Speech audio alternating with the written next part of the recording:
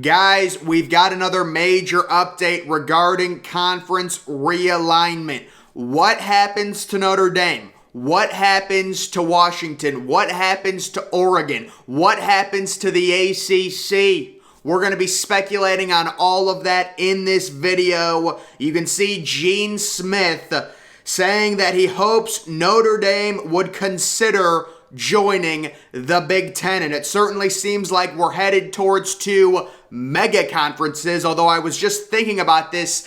I don't even think I would consider the Big Ten at this point a conference. I would consider it a sub-league because, in my opinion, for a conference to be a conference, geographically, it has to make sense. And with USC and UCLA, it makes zero sense. So I would consider the Big Ten a sub-league. You can call it whatever you want. But yesterday I did a video about the idea of two mega 20-team conference forming between the Big Ten and the SEC. And it looks like that's the way we're going, with Notre Dame very likely going to the Big Ten.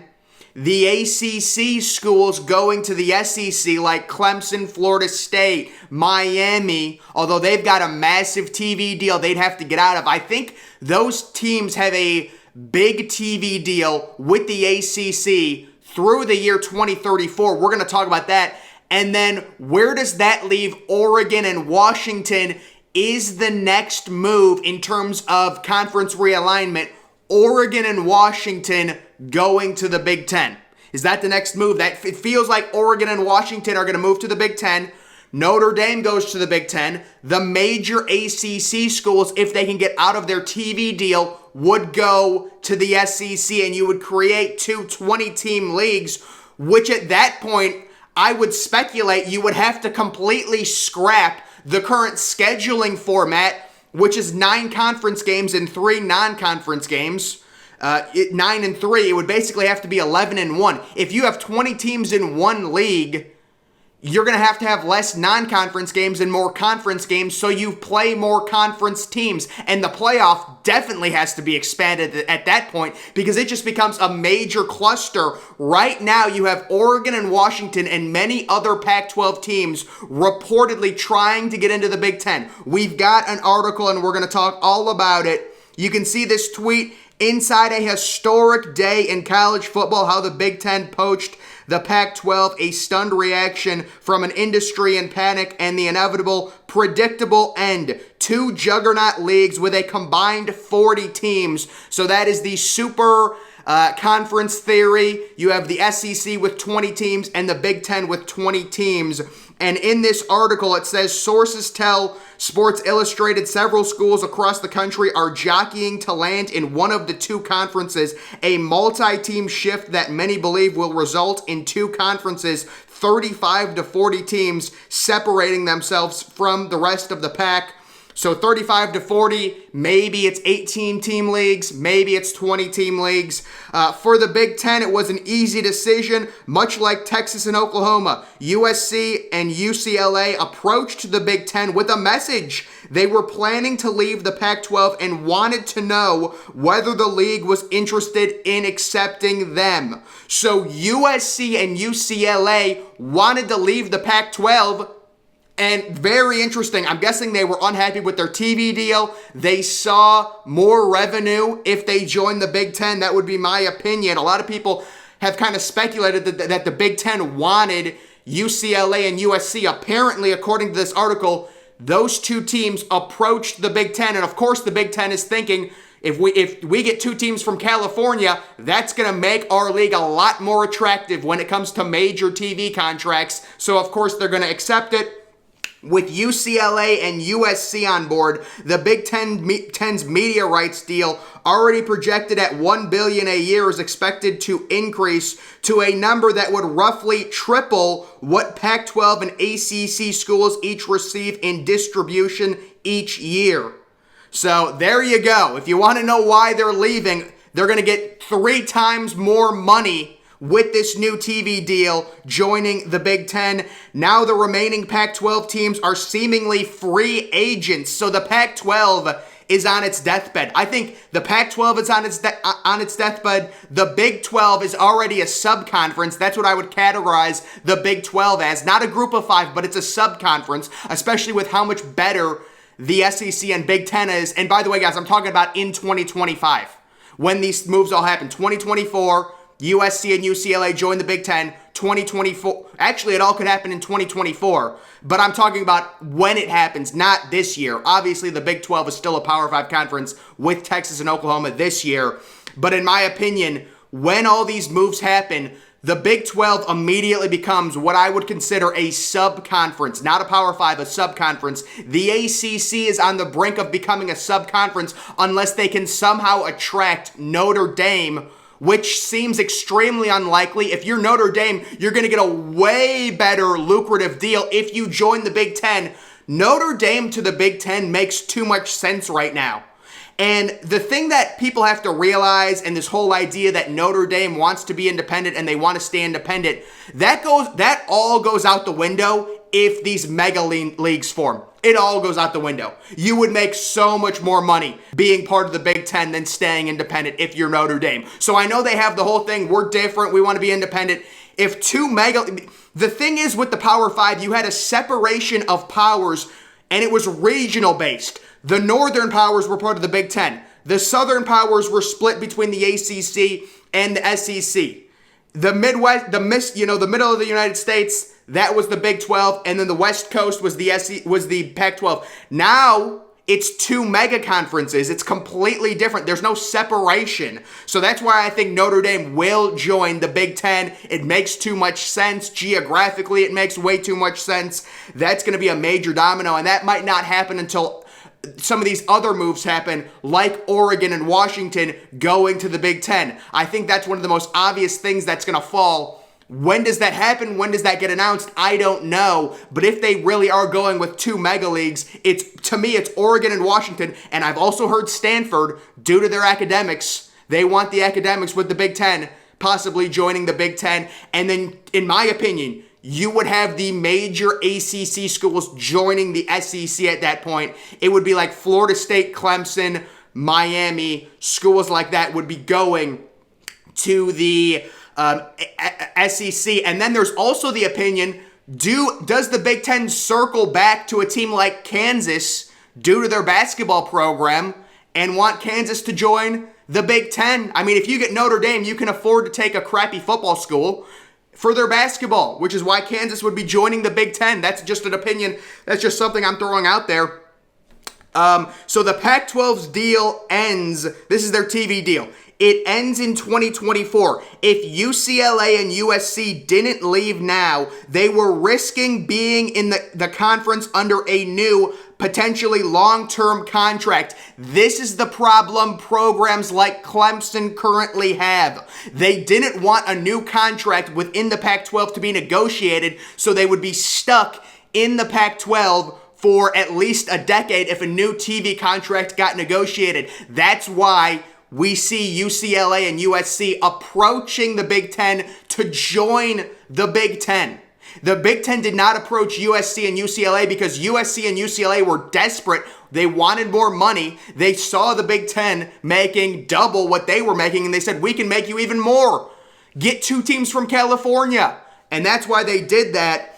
A Power 5 athletic director sums it up best. If you don't get out now, you're stuck like Clemson, and that's what I was talking about, like Clemson and North Carolina in the ACC. And by the way, if the ACC goes under or completely dissolves, North Carolina and Duke are very attractive for the Big 10 due to their basketball prestige and academics as well. Duke, especially academics, but those two teams. The ACC's media rights deal stretches to 2036. Oh my goodness, I thought it was like 2030. A very long contract, and it's put the league members in a precarious position. The team's annual distribution, roughly $35 million annually to each school is a fraction of what the Big Ten and SEC teams stand to get. It could make for more jockeying for some of the ACC's most attractive teams, such as Clemson, North Carolina, Miami, and Florida State. Are they able to shake free of their binding long-term deal with the ACC to join another league, or will the ACC attempt to expand? If the ACC attempts to expand, they would have to get Notre Dame somehow, which I see as an extremely small chance. Notre Dame could make more money being an independent than joining the ACC. But Notre Dame's going to make the most money if they join the Big Ten. So I don't see Notre Dame going to the ACC. It's the only way to renegotiate the TV contract.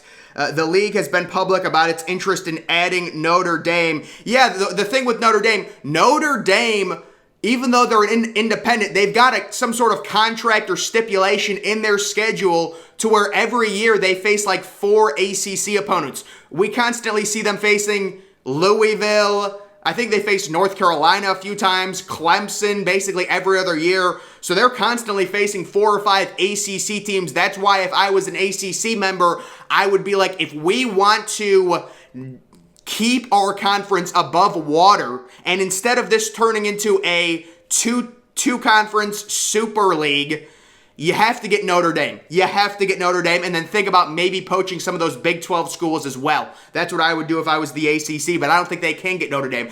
It wouldn't make financial sense for Notre Dame to join the ACC. And maybe the Big Ten isn't finished expanding. Could a 16-team league be 18 or 20? A half dozen colleges, most of them from the Pac-12, have reached out to the conference with an interest in joining. A source said Big Ten officials will review and study options, but nothing is expected soon or is imminent. So this becomes very interesting. When does the Big Ten release the 2024 in-conference schedule? Because if they could want to add more teams like an Oregon and a Washington, you'd think they'd have to do it very soon.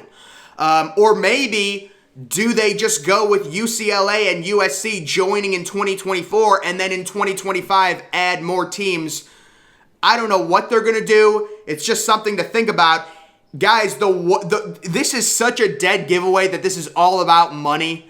I cannot believe how quickly this is happening.